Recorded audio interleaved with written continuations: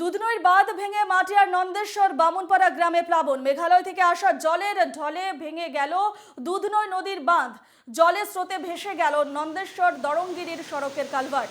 যাতায়াত বন্ধ হয়ে পড়েছে ও এলাকার বাসিন্দাদের। কয়েক মিনিটেই অনেক লোকের বাসগৃহ জলের তলায় তলিয়ে গেছে।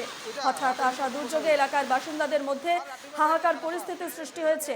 গ্রামগুলিতে উপস্থিত হয়েছেন মাটিয়ার রাজস্ব চক্রের আধিকারিক, প্রশাসনের লোক।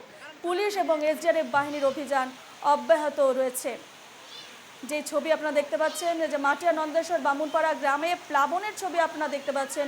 দুধনৈর বাঁধ ভেঙে মাটিয়ার নন্দেশ্বর বামুনপাড়া গ্রামে প্লাবন সৃষ্টি হয়েছে এবং মেঘালয় থেকে আসা জলের ঢলে ভেঙে গেছে দুধনৈ নদীর বাঁধ এবং জলের স্রোতে ভেসে গেছে নন্দেশ্বর দরঙ্গিরির সড়কের কালভার্ট।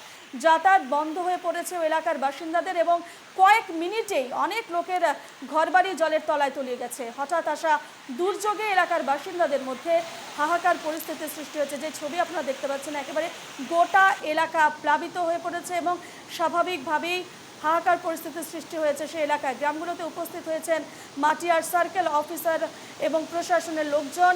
পুলিশ এবং এসডিআরএফ বাহিনীর অভিযান অব্যাহত রয়েছে। এটা রাতের ভিতরে কম বসা হয়ে আর রাত্রিবার এটা দেখা না পা